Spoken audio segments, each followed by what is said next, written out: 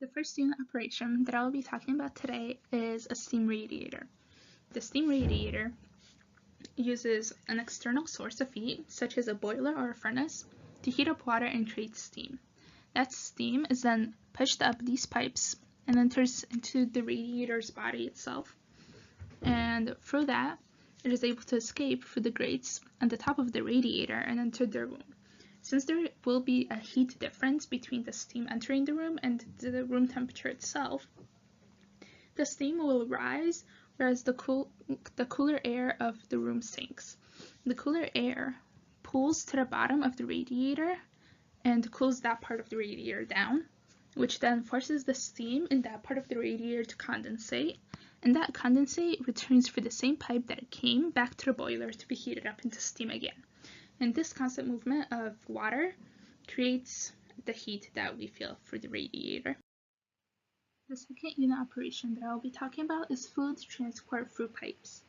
Pipes are hollow cylinders which allow water or air to travel through the hollow center while keeping them enclosed in a metal casing. The way that pipes work is that a force is applied to one end of the pipe, which pushes the water or air through to the other side of the pipe. That force can either be gravity or some form of pressure.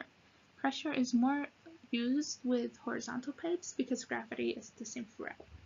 Vertical pipes tend to rely more on gravity since no external force needs to be added. So an example here is from the chemistry building, and in the middle there is a natural gas pipe. Since the pipe is flowing through to the right, a force would be applied to the left side in order to push the air through to the other side to get it to flow to the right.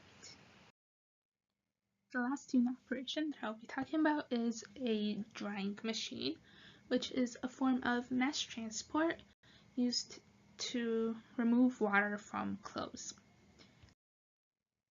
The way that a drying machine works is that cold air is brought in through a pipe at the bottom, and it's pulled by a fan through a heating element over here. The hot air then enters the drum of the drying machine, where the little flaps carry the clothes up and have them tumble down. So this moves the clothes around in the warm air, which helps to evaporate the water that is inside of the clothes.